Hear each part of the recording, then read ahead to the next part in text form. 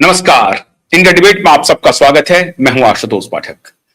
मित्रों, शुभेंदु अधिकारी दिल्ली से वापस लौट चुके हैं पश्चिम बंगाल, और पश्चिम बंगाल लौटने के बाद उन्होंने एक बार फिर से पश्चिम बंगाल की जनता को कहा कि आप बाकी काम मेरे ऊपर छोड़ दो, परेशान मत होइए, आप सबका इलाज हम कर रहे हैं।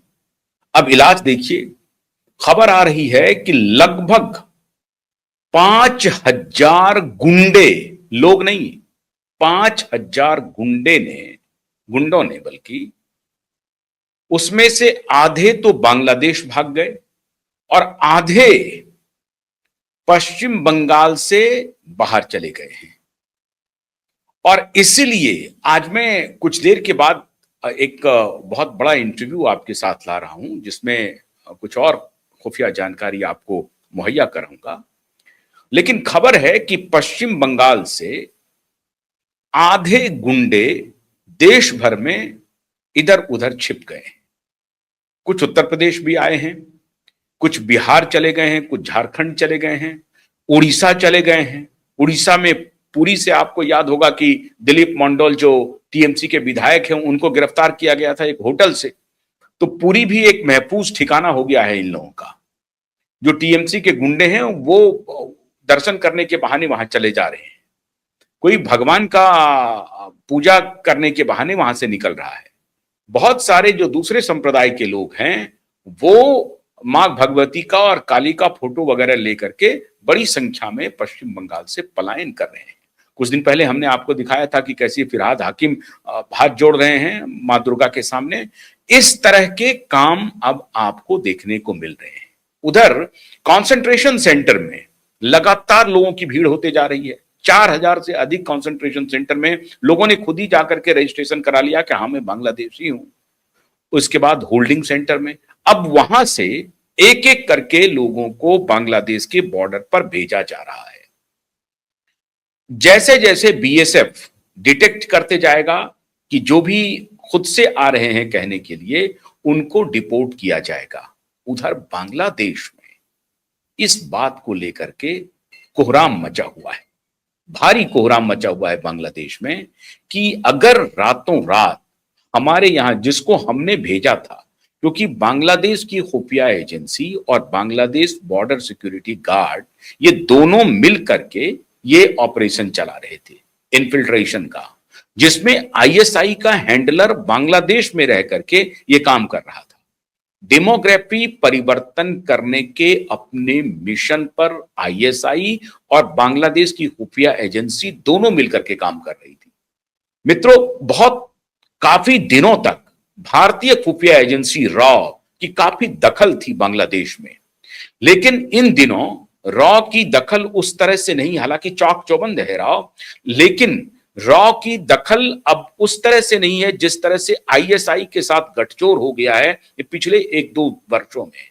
जब से शेख हसीना को वहां से हटाया गया, उसको हटाने के लिए जो वहां रणनीति बन रही थी उसमें आईएसआई की बड़ी भूमिका थी, और आईएसआई के पीछे सीआईए की भूमिका चल रही थी। सीआईए आईएसआई को प्रोटेक्ट कर रहा था और आईएसआई अपना हैंडलर बांग्लादेश में तैयार कर रहा था, और खास तौर से बांग्लादेश भारत के बॉर्डर पर उनके हैंडलर एक्टिव थे, क्योंकि वहां से वो इन्फिल्ट्रेट कर रहे थे अपने एजेंट को, जो कि अवैध तस्करी के लिए सारा धंधा इनका चल रहा था। और उसमें सबसे अधिक जो खेल चल रहा था वो ड्रग तस्करी का खेल चल रहा था।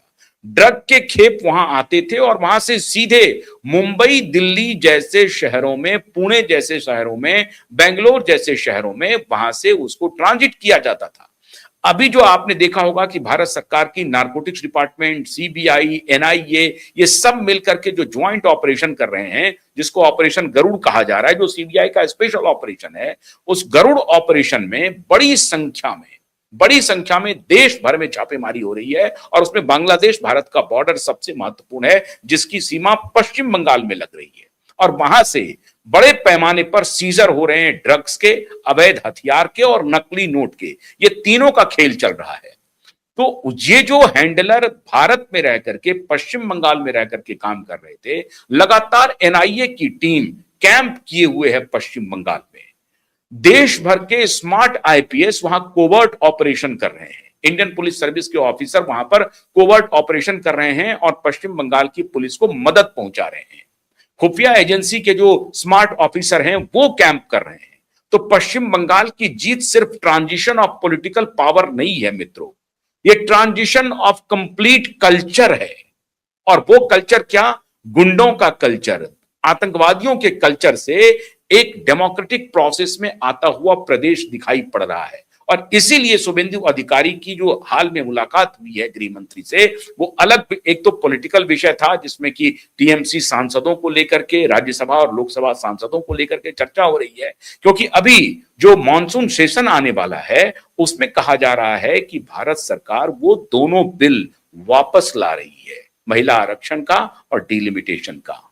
तो भारतीय जनता पार्टी को दरकार है टीएमसी के सांसदों की। इस मिशन पर अलग काम कर रहे हैं शुभेंदु अधिकारी, लेकिन जो सबसे बड़ा उनका मिशन है वो मिशन है पश्चिम बंगाल को हर हालत में सुरक्षित हाथों में रखना, सुरक्षित रखना। तो अपनी सिक्योरिटी को मजबूत कर रहे हैं बॉर्डर के इलाके में। 45 डेज का अभी जो समय आ रहा है, 45 दिन के अंदर में, जो शुभेंदु अधिकारी ने कहा कि 600 किलोमीटर का जो एरिया है उसको बीएसएफ को ट्रांसफर किया जाएगा और फेंसिंग के काम शुरू हो जाएंगे। अगले 45 दिन के बाद आप देखेंगे कि डिफेंस का टेंडर अलॉट होगा और उस इलाके में फेंसिंग की कार्यवाही शुरू हो जाएगी, जो अगले 1-1.5 साल में उसको पूरा कर लिया जाएगा।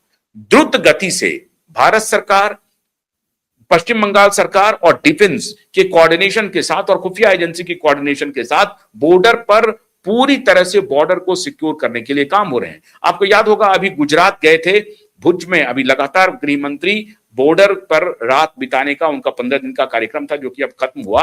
पूरे बॉर्डर के इलाकों में घूम करके आए हैं और गुजरात से उन्होंने कहा था कि पश्चिम बंगाल में बॉर्डर को मजबूत करना हमारी प्राथमिकता है। अगर कच्छ का इलाका बॉर्डर का हमें मजबूत करना है, या राजस्थान के बॉर्डर के इलाके को मजबूत करना है, पंजाब के बॉर्डर के इलाके को मजबूत करना है, उससे भी अधिक मजबूत हमें पश्चिम बंगाल को करना है, क्योंकि पश्चिम बंगाल की सीमा बांग्लादेश से जुड़ रही है। इसी सिलसिले में खबर यह आ रही थी कि लगभग हजारों, 5,000 तो कहा जा रहा है कि गुंडे में से आधे गुंडे बांग्लादेश चले गए। अब जो गुंडे यहां बचे हुए हैं उसकी हालत क्या हो रही है? कमर में रस्सी लगाया जा रहा है।